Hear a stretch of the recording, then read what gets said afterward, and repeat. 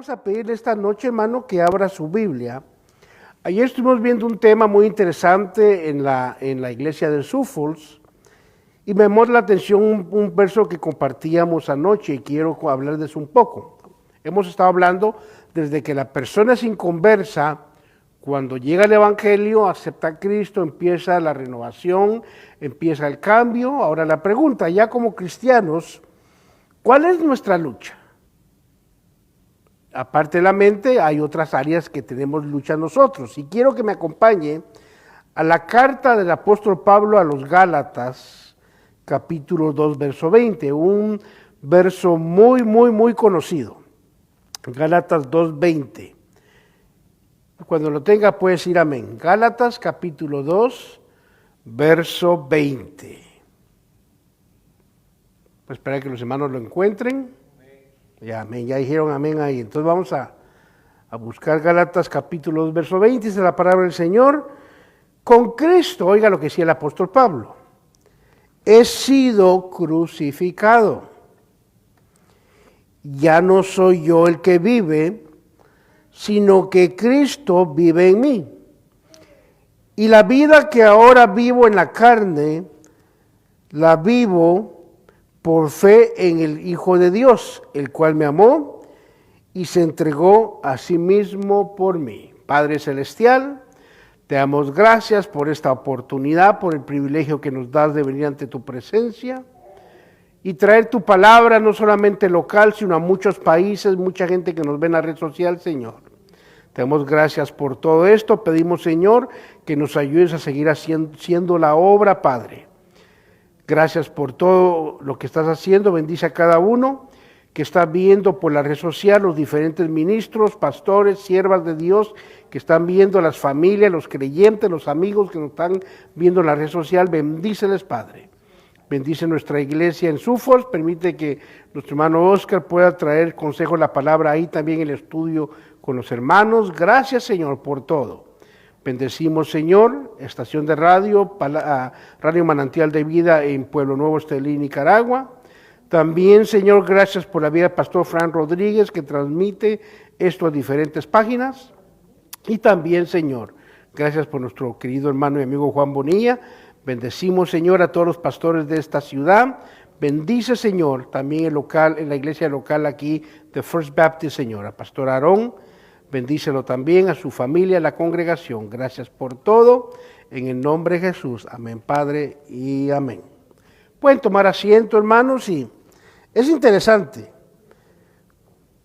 Cuando hablamos acerca de la carta a los Gálatas, es muy importante, hermano, porque el apóstol Pablo le escribe a esta iglesia que está compuesta no solamente de judíos, sino que la mayoría son gentiles. Ahora, tenemos que entender un poco el historial, hermano, de la fe judaica, de los judíos, y por qué, hermano, el apóstol escribe estas cartas a estos hermanos de la iglesia de Gálatas. Es interesante porque cuando uno empieza a estudiar, hermano, Pablo entra en defensa de lo que es la doctrina de la gracia. Ahora, cuando uno lee el libro de Malaquías, el último libro del Antiguo Testamento, hay una página blanca que divide el Nuevo y el Antiguo Testamento. Esa página blanca equivale a 400 años de silencio. Ya Dios no habló ni por visión, ni por profeta, ni por sueño, ni por el Urim y el Tumim. Hubo un silencio divino por 400 años. Bueno, cuando surge, hermano, ese silencio, había un grupo de judíos que eran, hermano, amadores de la ley de Dios, y ellos se dieron cuenta que iba a haber un lapso de silencio, y decidieron ellos empezar un movimiento para que el pueblo de Israel no se apartara de cumplir la ley. Y fue donde nació la secta de los fariseos. El propósito de ellos era cuidar de los estatutos y los mandatos de Dios. Pero como no, hermano, como no podían tener una palabra que iba fluyendo, empezaron los ancianos, los líderes, los rabinos, a poner su granito de arena. Y empezaron a poner costumbres, tradiciones que el pueblo tenía que cumplir, y así fue como nació uno de los libros judíos que se conoce como el Mishnah.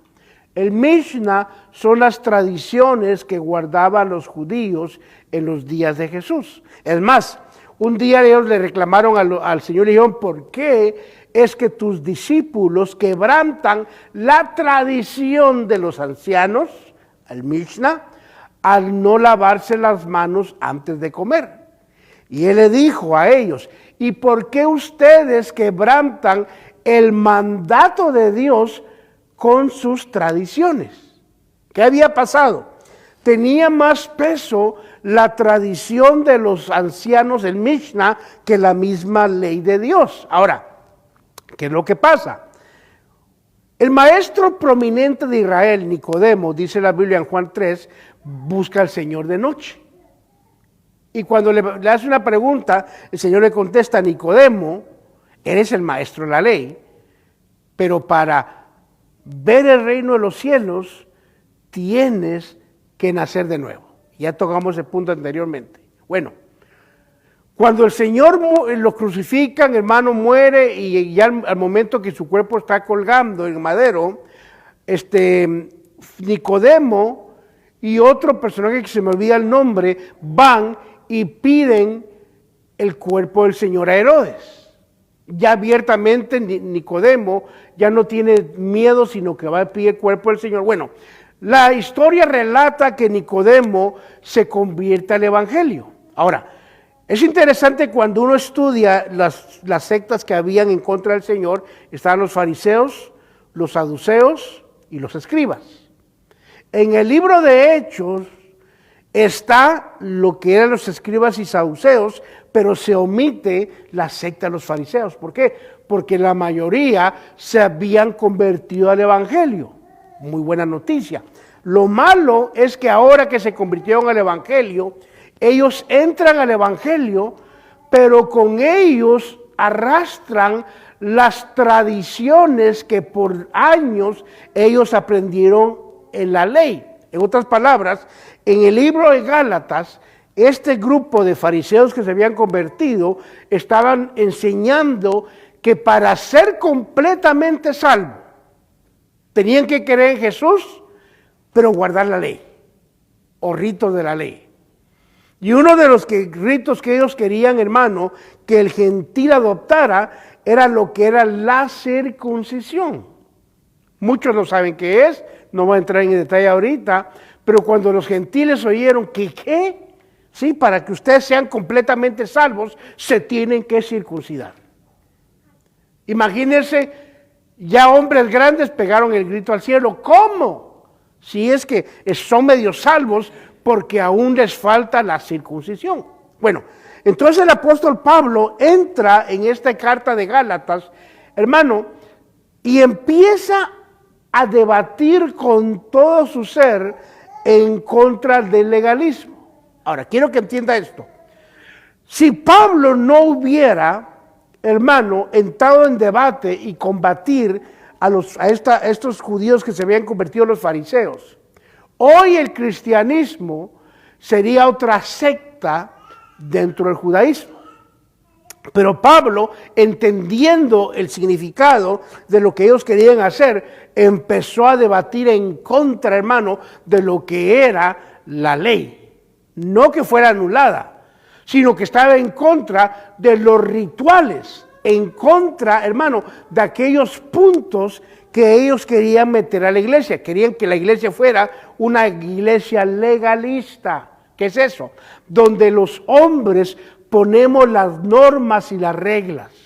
Le decimos a la gente, usted salva, hermana, pero ¿sabe qué? Tiene que hacer esto y esto para ser completamente salva. Era lo mismo que estaban haciendo aquí estos judíos que se habían convertido en el Evangelio. Bueno, entonces el apóstol Pablo empieza a debatir y tal, les dice a los Gálatas, ¿recibieron la promesa del Espíritu por la fe o fue por las obras de la ley? La respuesta, por la fe. Ahora, fíjese. Ahora, Pablo, hermano, va a hablar de algo interesante en este capítulo 2, verso 20. Pablo va a explicar el propósito de la cruz en la vida del creyente. Ahora, el apóstol Pablo, él dice en el verso 20, con Cristo he sido crucificado. Ahora, ¿qué es lo que crucificaron en Pablo? Número uno, hermano, gracias hermana Mirna. Número uno, hermano, él fue crucificado no literal. Fíjense qué interesante. Pablo dice que él ha sido crucificado. Ahora viene la pregunta. ¿Cuál parte de él fue crucificado? En figura. Y Pablo, cuando habla del creyente, menciona lo que es el viejo hombre. Ahora, quiero que entendamos eso. Porque hay gente que nos está viendo que son nuevos en la fe y gente que no es cristiana, que si yo uso términos y no los explico se quedan en la luna. No van a entender. Cuando la Biblia habla de un ser humano que viene al arrepentimiento, conoce a Cristo como Señor y Salvador, empieza en nosotros lo que es la nueva criatura. En otras palabras, nosotros antes de Cristo, conforme a Efesios capítulo 2, verso 1 y 2, dice la Biblia, que estábamos muertos en nuestros delitos y pecados. En otras palabras, tenemos vida física, pero la vida espiritual estaba ausente. No queríamos nada con Dios, no deseábamos nada de Dios, teníamos una vida ausente completamente de Dios. Pero cuando uno reconoce por el Espíritu Santo que uno es una persona pecadora y que sin Cristo uno va rumbo al infierno, ¿qué es lo que pasa? Empezamos nosotros a, número uno, reconocer que necesitamos el perdón de Dios a través de Cristo. Un día decidimos entregarle la vida a Cristo y empezó en nosotros un cambio. Ahora ya hay un deseo de las cosas de Dios. Ahora, oiga, el pecar ya me molesta. Antes era un deleite el pecado. Es más, el que más pecaba era más hombre. Pero cuando viene el Evangelio, ahora empieza un cambio interno. Pero hay un problema. Parte de nosotros ha nacido de nuevo, que es el Espíritu, que estaba muerto, ahora tiene vida. Pero hay una parte en nosotros, la Biblia dice que el ser humano es espíritu, que busca a Dios, alma, donde está el intelecto, voluntad, deseos, pasión. Esa parte es el campo de batalla. ¿Por qué? Porque mi espíritu ya nació de nuevo, ya busca de Dios. Pero el alma es esa parte que nos da que hacer todos los días. Cuando usted se levanta y se enoja, no fue su espíritu el que se enojó, fue sus emociones, su alma.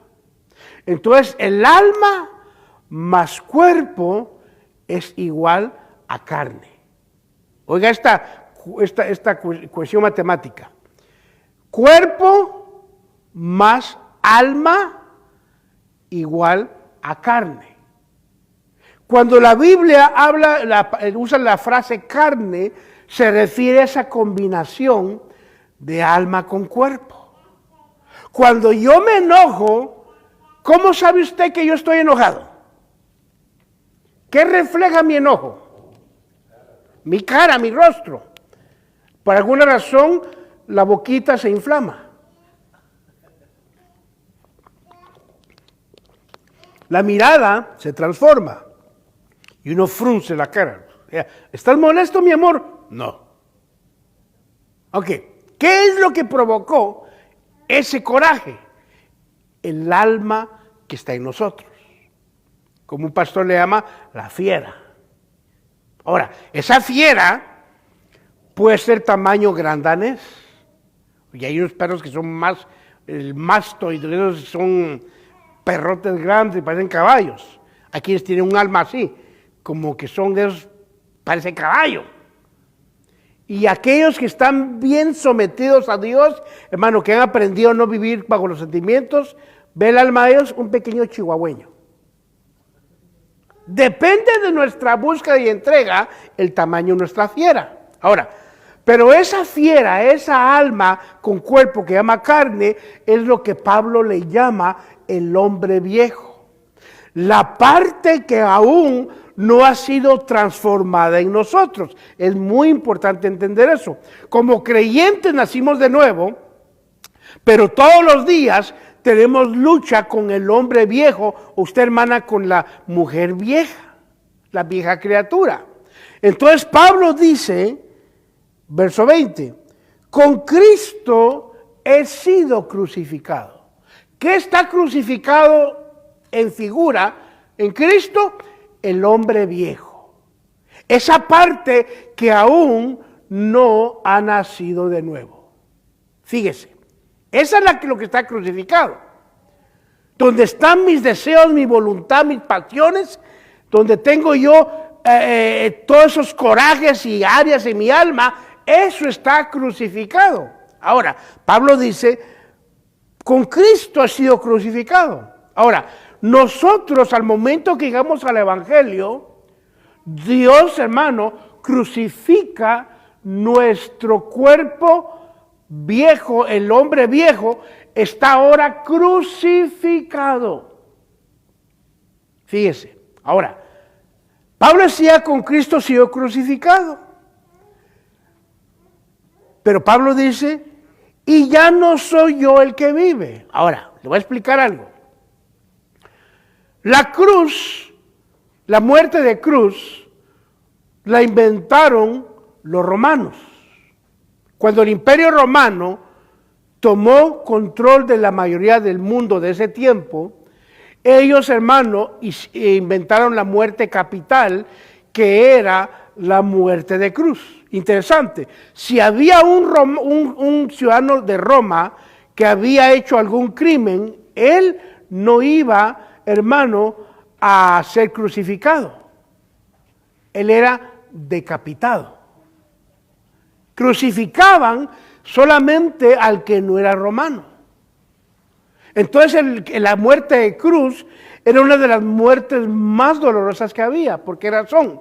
Porque usaban clavos, y no que eran clavos, los desinfectaban, los esterilizaban, eran clavos oxidados que se reusaban, y muchos de los que morían de asfixia por causa del tétano. Ahora, ¿qué es lo que hace el tétano? El tétano, hermano, es una bacteria que entra en el cuerpo del ser humano, y lo que pasa es de que cuando entra el tétano, los músculos se ponen rígidos y la persona se pone como que es banano. ¿Y qué es lo que pasa? Todos los músculos, hermanos, se dejan de funcionar, incluyendo el diafragma, que es lo que uno usa para respirar. ¿Y qué es lo que pasaba? En ese momento, hermano, cuando ya está la persona en la cruz, moría de asfixia, aparte de todas las más complicaciones que había. Cuidado con eso, cuidado con eso. David, be careful. Ok, ahora, fíjense qué interesante. Entonces, Pablo decía, con Cristo ha sido crucificado. Entonces la muerte de cruz, el propósito de la cruz era traer una muerte dolorosa, una agonía dolorosa. Aparte del dolor, la vergüenza, hermano, que lo desnudaban y así sin ropa estaba la persona que había hecho el crimen crucificado. Era una vergüenza y una agonía. Y Pablo dice, con Cristo he sido crucificado.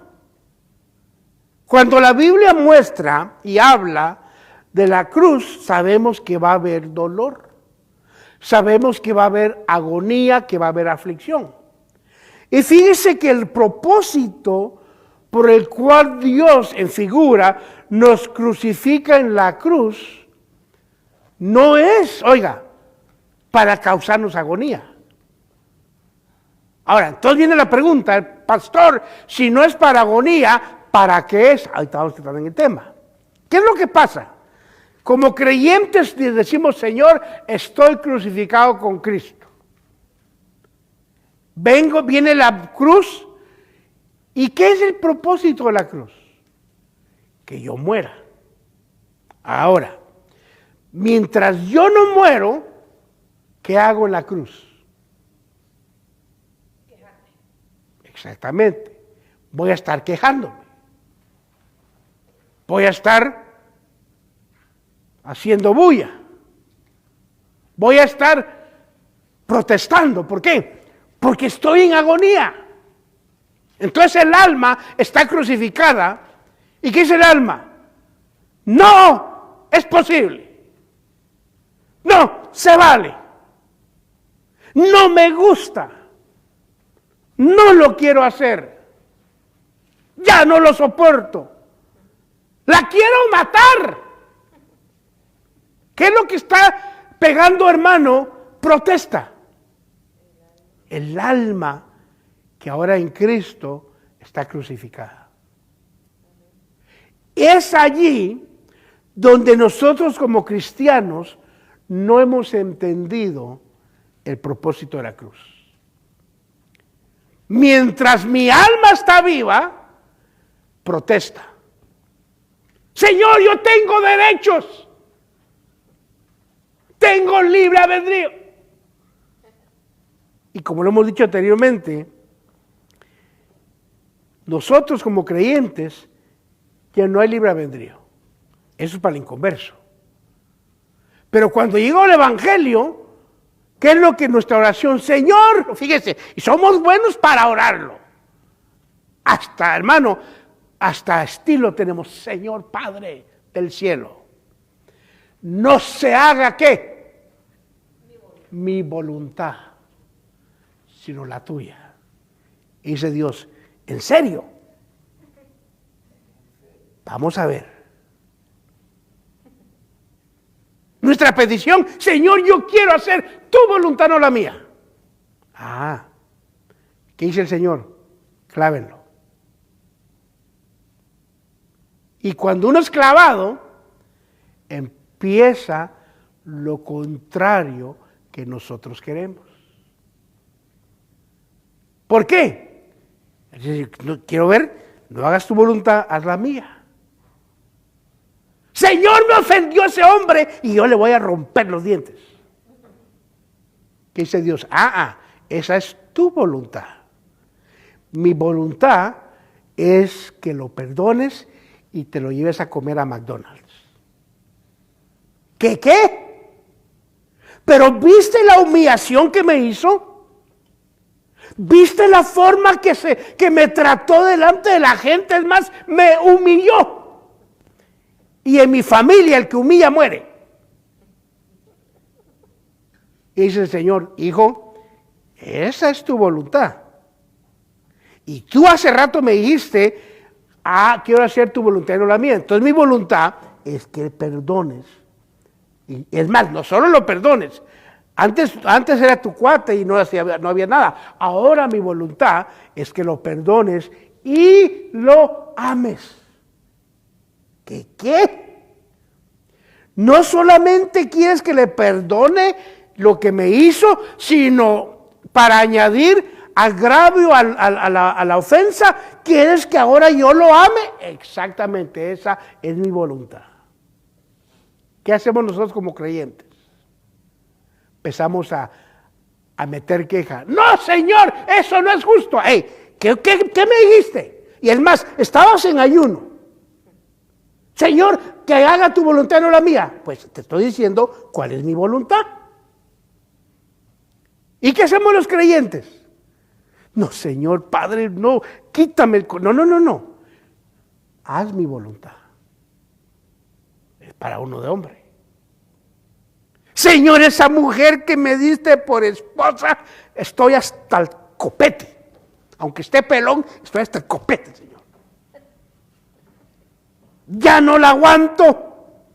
Es una fiera. Mejor volteo porque aquí hay más mujeres que hombres. Oiga, ¿y qué dice Dios? No, hijo, la tienes que amar.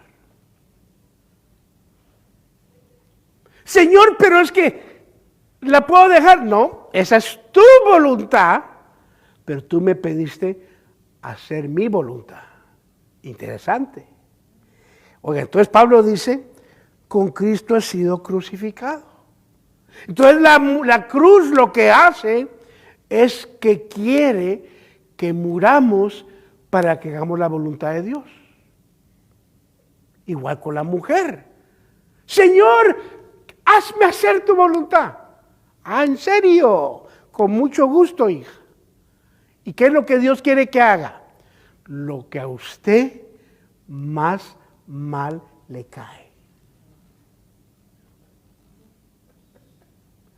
Hijo, al marido, mira vos, dice Chapina, en esta casa todos son bienvenidos, menos tu madre. ¿Y qué dice Dios? Esa es tu voluntad. Cuando venga, le vas a quemar cohetes. ¿Qué? Le vas a comprar su pastel favorito. Está como aquel hombre que le dice a la mujer, cuidadito le dices a mi madre que su comida está mal, porque te la ves conmigo. Y entonces, no quiero oír que digas que su cocina no está buena. Y ese día la suegra cocinó. Y le dice la suegra a la nuera, hija, ¿y qué te pareció mi caldito? Suegra, debo decir que está sabrosísimo. Ah, qué bueno. Pues ya se fue y le dice al marido, ¿por qué le mentiste? No le mentí, le dije, debo decir que está bueno. Oiga, ¿por qué? Porque a veces, hermano, Dios nos hace que hagamos la voluntad de Él, aunque no nos guste. Y por eso dice Pablo, con Cristo ha sido crucificado. El propósito de la cruz es que nosotros muramos a nuestra voluntad. Oiga, mientras yo haga mi voluntad, no voy a dejar que Dios haga la obra en mi vida. Y quiero explicarle esto. Muchos confundimos la voluntad de Dios con la vestimenta. Y no tengo nada en contra de la vestimenta. En mi pueblo hay un dicho que dice que aunque la mona se vista de seda, mona se queda. En otras palabras, yo puedo agarrar mi fiera, mi alma, mi hombre viejo, la vieja criatura, y ponerle, hermano, una vestimenta diferente y decir, ya estoy consagrado. El tener una vestimenta diferente no implica hacer la voluntad de Dios. ¿Por qué? Porque usted puede tener falda larga o como usted quiera vestirse y ser la mujer más rebelde de la colonia. No, pero ella ahora es santa. No. Es fiera con vestimenta diferente. ¿Por qué? Porque la voluntad no está en esto, está en lo que hacemos por dentro que desagrada a Dios. La voluntad de Dios está en la forma que yo trato a mi prójimo. Yo le decía a los hermanos, ayer en el estudio, si usted quiere retroceder, ver estudio de anoche, hermanos, ¿saben lo que es uno de pastor, llegar a una iglesia, ser nuevo dentro de la congregación y que le diga, Dios me lo bendiga, y que la gente lo deje con la mano en el aire? Hermano, si uno no es maduro, truena. Que esté hablando, pues sí, fíjese, hermana, y que le den la vuelta a la espalda y le hagan uno con la palabra en la boca. Ahí están los hermanos. No le miento, hay gente aquí que viene de esa dispensación. Ahora, si yo hubiera sido un pastor en pañales, ¿sabe qué? Que los aguante la llorona, me voy. Hermano, ¿por qué? Porque yo entiendo que ellos estaban ayudando a Dios a matar mi viejo hombre. Y es la parte, hermano, que no hemos entendido nosotros. La gente que nos cae mal, nos están ayudando a morir. Oiga, qué interesante. Cuando uno, hermano, ya está muerto, a uno no le importa lo que la gente haga. Pero mientras estamos crucificados, estamos vivos, nos va a afectar lo que usted diga de mí, la forma que usted piense de mí o la forma que usted me vea a mí. ¿Por qué? Porque estoy vivo. Pero si usted critica a un muerto, ¿qué dice el muerto? Nada. Yo le invito, vaya a un funeral, acérquese al cadáver y diga, compa, qué ridículo te ves. ¿Qué le va a decir el muerto? Ya está muerto. Pero dígaselo a una viva. Oiga, hermana, parece caja fuerte. ¿Por qué? No se le haya combinación. ¿Qué va a hacer la persona? Hermano, ese es el problema cuando estamos vivos en la cruz. Y Pablo decía, estoy con Cristo juntamente crucificado. Ahora, usted y yo estamos también crucificados en Cristo. Pero hay un problema. Si estamos muertos, ya la cruz no nos hace nada. ¿Sabe que yo tengo un problema, hermano? Usted me ofende a mí, puede ser que me enoje o me moleste. Pero al rato se me pasa. Dice mi esposa, ¿vas a hablarle a fulano? Sí. Hermano, tengo amigos que estuve en el ministerio que al momento que se dividió la misión me dejaron de hablar. Hermano, bueno, en fin, iba a decir, pero me freno, me muerdo la lengua. Y yo les llamaba, yo les llamaba. ¿Pero para qué les hablo? ¿Por qué no? Ahora, fuera yo otro en pañal, no me habla, yo tampoco le hablo yo. No, ahí es donde entra la madurez. Si alguien lo ofende a uno, hermano, mire, los que vienen de la dispensación antigua, ¿saben lo que es que un hermano de su iglesia, que sea supuestamente el más allegado a usted, le dé una puñalada por la espalda?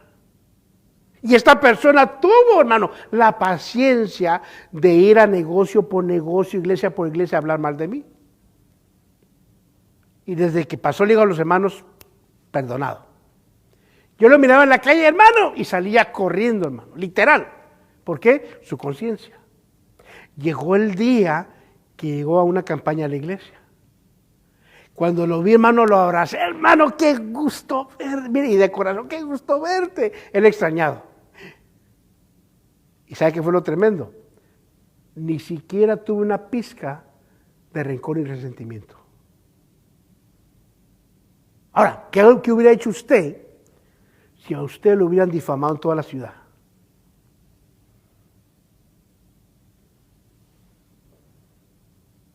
¿Cómo actuamos? Le voy a sacar un trapo viejo de la familia. Es viejo, así que ahí está mi esposa, no hay ningún problema. Solo para que vea, hermano, cómo tiene uno que actuar en esas circunstancias. Ella tenía, antes de conocerme a mí, un admirador. Y nos casamos y yo me acuerdo que le daba su correspondencia y nunca tengo la costumbre de abrir su carta y leerla. Pero un día dejó una carta en la mesa. Él estaba ya, cometió un problema, un error que hubo en Eusectra, estaba en la prisión por varios años y le dio una sentencia de años. Y cuando veo la carta me acerco de aquí y decía, oh Rosita, cómo te extraño, bla, bla, bla, bla. Dije, este pobre sigue enamorado de mi esposa. Y le digo a mi esposa, oye, mija, ¿él ya sabe que estás casada? Me da lástima. Le digo, dile, porque pobre, él está con esa falsa esperanza. Pasó el tiempo, llegó otra carta. Lo mismo. Entonces le dije, mira, mi hija, le digo, no soy celoso, pero el pobre, porque creo que se convirtió el pobre hermano, va a salir y se va a dar un tiro cuando vea que estás casada. Dile. A la tercera carta era para mí. Hermano Otto García, le pido 1000 disculpas, yo no sabía que estaba casada ella, bla, bla. Ok, amén. Escríbele. Ahora le pregunto a usted, varón casado, ¿qué haría usted que le llegara una carta hacia su esposa? ¡Ah! ¡La mato! ¡La hago trizas!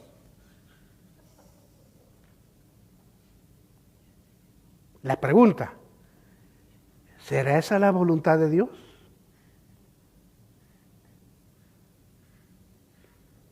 Hermano, ahí es donde uno como cristiano debe dar fruto.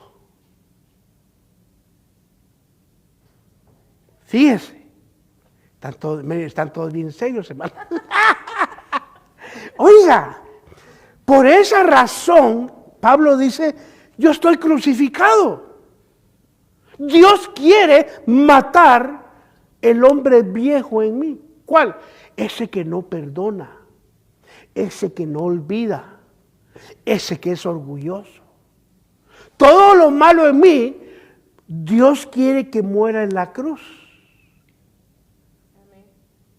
Y oiga, el problema es que mientras no muramos, estamos luchando con esa área. Pero dice Pablo, ahí no termina esto, oiga. Con Cristo he sido crucificado, y Pablo dice, y ya no soy yo el que vive. Ahora, ¿le afectaba a Pablo la cruz? No. ¿Por qué? Porque Pablo decía, el que está crucificado, ya murió. En griego, en la versión chapina, ishkamik. Ya colgó los tenis. Para que me entienda, ya volteó el salero. Pablo decía, yo estoy crucificado, pero estoy tranquilo. ¿Por qué? Porque yo ya no vivo. Ahora, qué interesante. Quiere decir que cuando mi área muere en la cruz, ya no me afecta. Entendamos eso. Si hay algo que a usted le cae mal, o que a mí me cae mal, y no he muerto, eso va a ser un desastre. Pero cuando uno muere y le hacen lo mismo, usted se queda igual. ¿Por qué? Porque ya no vive usted. Oiga lo que dice Pablo. Y ya no soy yo el que vive, sino que Cristo vive en mí. En otras palabras, cuando Cristo toma el control de mi vida, cuando yo suelto la rienda de mi voluntad y ahora tengo a Cristo obrando en mi vida, lo que a mí me pase ya no me afecta. ¿Por qué? Porque el que está tomando el control ya no soy yo, sino es Cristo. Y a Cristo cuando cuando Él fue escupido, fue avergonzado, fue crucificado, ¿qué dijo en la cruz? Esperen que venga, va a ver cómo les va a ir. Padre, perdónalos. La mejor señal de que ya no vivimos nosotros es que lo ofenden y usted le dice, venga, la perdono, hermana. Pero es que usted, amén, gloria a Dios, la perdono. Pero usted tiene cara de ardilla. No, yo la perdono, no sé, la perdono. ¿Por qué? Porque ya usted ya no vive, es Cristo viviendo en usted y en mí. Por eso, hermano, cuando el Evangelio Pablo dice, yo ya no vivo, sino que ahora Cristo vive, me está diciendo Pablo, lo que usted me haga a mí ya no tiene nada que ver, porque el que está en control de mi vida se llama Cristo. Oiga, yo no soy el que vive, sino que Cristo vive en mí. Oiga, y la vida que ahora vivo en la carne, la vivo por fe en el Hijo de Dios. Si yo, hermano, no estoy muerto, entonces la vida en la carne la voy a vivir yo. Por eso es que habemos creyentes que todavía tenemos un carácter que ni el diablo se nos acerca, hermano.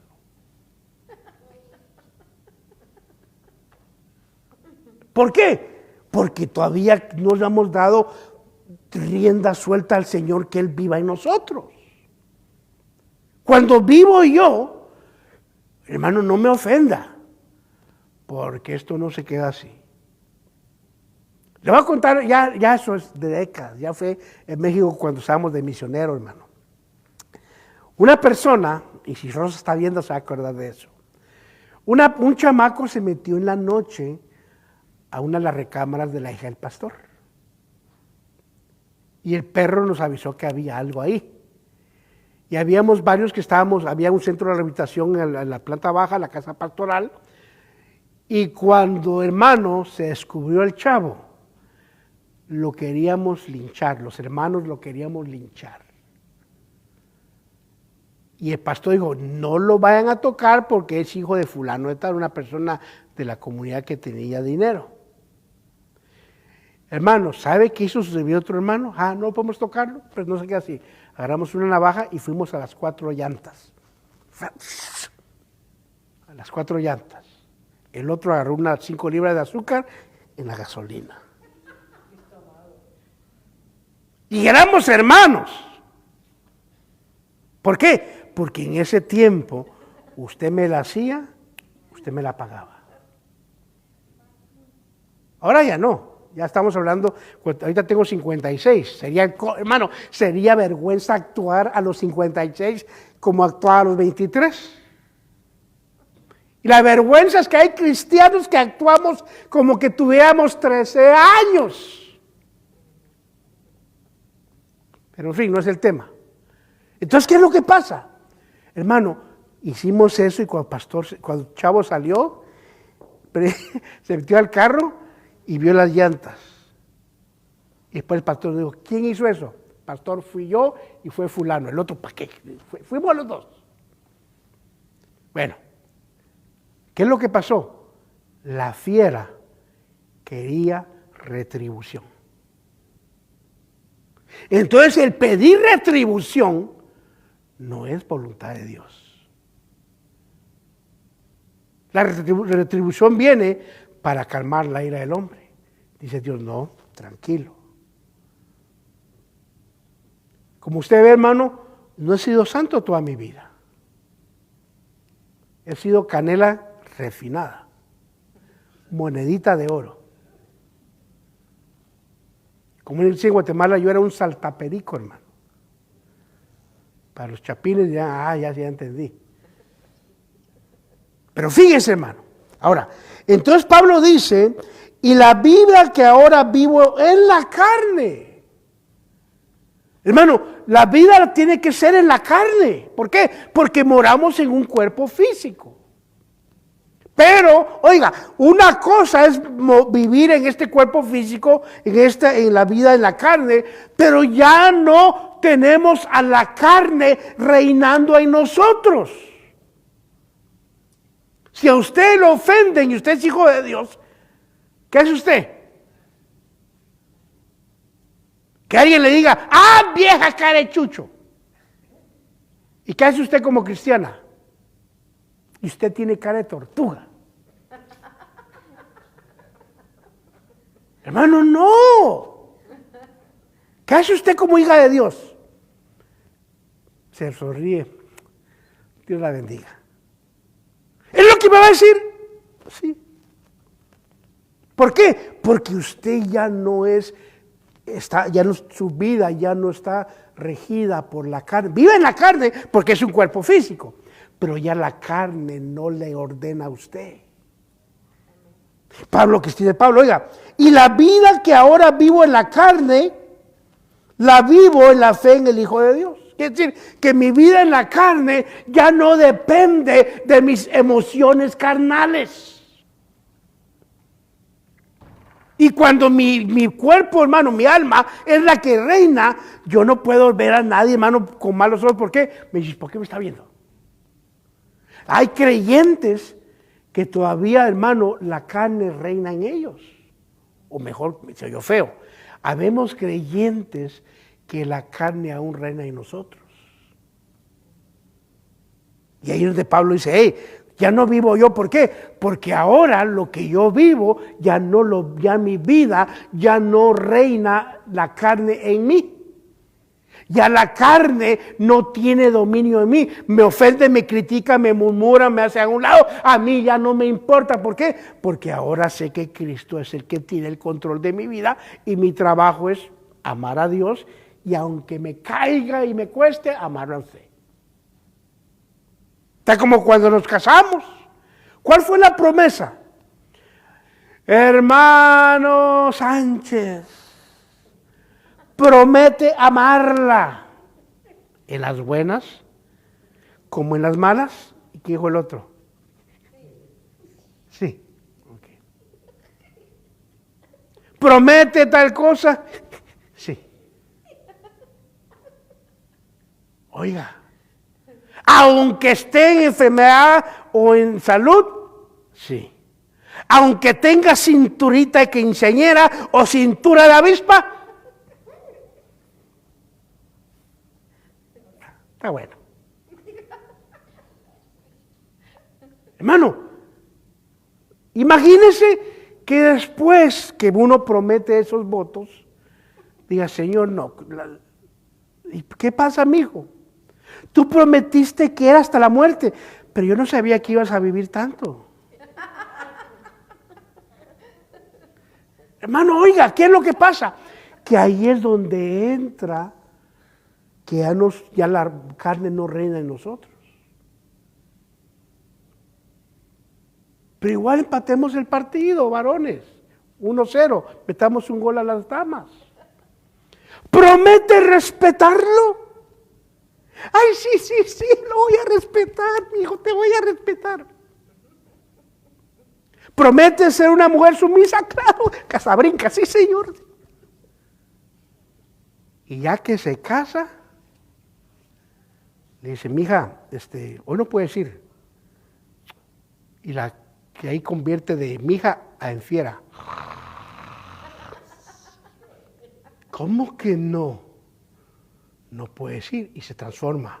Claro que voy. Oiga, y dice el marido, ¿pero no prometiste? Eso fue por una emoción. Está emocionada. Y dice Dios, no. Pablo dice, ahora ya no soy yo el que vive, ya mi carne no reina en mí. Por eso Pablo dice, la vida que ahora vivo en la carne, la vivo por fe en el Hijo de Dios. Quiere decir que como creyente, para yo agradar a Dios, ya no puedo vivir bajo mis instintos humanos.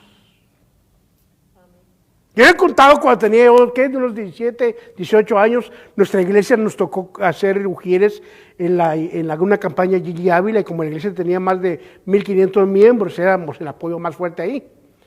Y nunca se me olvida, hermano, que pasó un inconverso y tocó una hermana indebidamente. Y era un coordinador, hermano, de otra iglesia. Cuando vio el que la tocó, le dijo, venga para acá, hijo del diablo. Y se remangó las mangas. Le voy a mostrar la ira de Jehová. Y nosotros los nuevos, wow, me quedé, el coordinador, agarrándose a golpes con el inconverso. En campaña evangelística, donde se iba a hablar del amor de Dios al pecador. ¿Por qué?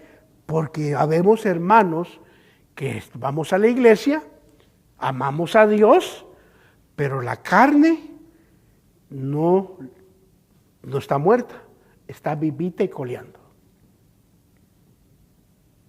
Puede ser un predicador, puede ser maestro de escuela dominical, puede ser un cantor, músico, ujier, anciano, encargada de oración. Puede ser cualquiera. ¿Por qué? Porque el problema es cuando nosotros, hermano, no entendemos que nuestra vida en la carne ya no debe ser, hermano, reinada por la misma carne nuestra, sino que ahora Cristo es el que debe vivir en nosotros. Le voy a decir esto, hermano. Qué sabroso, qué lindo, qué deleite es vivir uno así. Me dicen, oiga, habló mal de usted fulano. Ah, está bueno. ¿Qué dijo? Que está gordo. Ah, pensé que algo peor. Hermano, yo cuando empecé a entender esto, me insultaban y daba la vuelta. ¿Qué dijiste? Tal y tal cosa. Ah, pensé que era peor. Este día. No, ¿para qué? Me insultaban a mi madrecita. Te insultó la madre, ¿qué le vas a hacer? Le decía, mira, número 1, mi mamá está tranquila en casa. Ella está bien ahí. Ni siquiera supo lo que dijeron de ella. ¿Para qué se lo voy a decir? Oiga, y me dice, no vas a defenderlo, no, ella está bien en casa. No peleaba. Pero había uno que se llamaba Víctor, no sé si está vivo o no, tenía de apodo el Saladito. Pasaba a él y decían que tu mamá, ¿cómo me dijiste? Y siempre perdía. Guatemalteco de honor. Que los chapines no son hombres. ¿Qué dijiste? Y le decía, mira, déjalo. No, que está, hermano, y le daban unas. Mira, ya está sangrando. ¿Qué ganaste? Tu mamá está tranquila en casa, va a llegar todo trompudo, todo sangrado. Insultaban a Guatemala, la nación sigue en pie, aquí estamos. ¿Por qué pelear? Pero hay creyentes que actuamos de esa forma. ¿Por qué? Porque todavía la fiera está en control. Pero Pablo dice, hey, y ahora la vida que vivo en la carne, ya no la vivo yo, sino que ahora la vivo por fe en el Hijo de Dios. Quiere decir que cuando yo entiendo el concepto de la cruz no es para atormentarme, la cruz es para darme muerte. Dios me dice, hey Otto, ya hombre, ya muérete. Está como aquel pastor que está agonizando en el hospital y decía, ay, ya no. Y al fin llega la mamá, la esposa, lo dice, pastor, está sufriendo, ¿por qué no se quiere morir? Y dijo él, hermanos, aquí en la tierra tuve 2 ancianos y me hicieron la vida cuadrito, en el cielo hay 24. Oiga, ¿por qué? Porque a veces Dios dice, muérete, porque quiero hacer algo en tu vida. Mientras estés vivo, mientras recuerdes la ofensa, mientras recuerdes la humillación, el dolor, no puedo levantarte a la siguiente faceta. ¿Y por qué no olvidamos? ¿Por qué no perdonamos? Porque no queremos morir. Y ahí está la mujer, hermano, ofendida en la cruz. Señor, te amo. Ay, pero cómo me duele ese engaño de este ingrato. Hija, fue hace 40 años, pero para mí fue ayer. ¿Cuántos vivimos así, hermano? Que eso fue hace décadas, Dios ya lo perdonó. Ese no te perdonó Dios, pero yo no. Mi hija, Dios ya se olvidó. Él sí, pero para mí todavía está muy clara la imagen. Oiga, hermano. Y es que lo que pasa, estamos nosotros viviendo bajo el reinado de la carne. Y el Señor dice, hijo, hija, ya muérete. Al momento que te mueras, vas a ser libre de esa memoria. Vas a ser libre de ese engaño, de esa humillación, de eso que te hicieron. Y sabes que lo más lindo, vivir uno libre de todo eso, hermano. Yo por años viví con un rencor contra una persona, mi esposa sabe, hermano. Y dije, bueno, Señor, ¿y qué gano? Nada. Al momento que perdoné, mire, qué alivio. Ahora la gente me ofende. Hermano, ahora, ¿sabe qué hice? Me apliqué un montón de... Todo se me resbala. Que usted, amén. Que aquí, está bueno. Pero aquí, gloria a Dios. ¿Está poniendo feo y gordo? Es la evolución. Hermano, ¿qué ganaría yo con enojar? Mire, si usted leyera todo lo que ponían en la página en Facebook, hermano, ¿qué no me decían? Ahí está mi esposa y varios de testigos. ¿Se me iba el hambre? No, al contrario, vamos a echarnos otro. ¿Se me iba el sueño? Tampoco. ¿Por qué? Porque entiendo que ahora yo estoy viviendo mi vida en Cristo Jesús. Y por eso Pablo dice, para ir terminando, la vivo por la fe en el Hijo de Dios, el cual me amó y se entregó a sí mismo por mí. En otras palabras, si el Señor ya pagó esas ofensas, ¿por qué las cargo yo? ¿Sabe? ¿Me entiende ese concepto? Si Cristo me amó y se entregó por mí, ¿por qué se entregó? Por los pecados que iban en contra de mí y en contra de Él, porque ando yo cargando pecados de la gente. Por eso dice la Biblia, hijos míos, perdonen al que los ofende. ¿Por qué? Porque la misma sangre que lo limpió a usted en el Calvario, esa misma sangre también fue derramada por la ofensa que se le hizo. Entonces usted y yo ya no tenemos, hermano, derecho de cargar pecados ajenos. Pastor, pero me abusaron. El Señor murió. Perdone, sea libre. Me engañó. Ni modo. Perdone, sea libre. ¿Por qué cargar con el pecado ajeno? Cuando el Señor me amó y se entregó para perdonar esos pecados y los míos. Por eso esa era mi Biblia.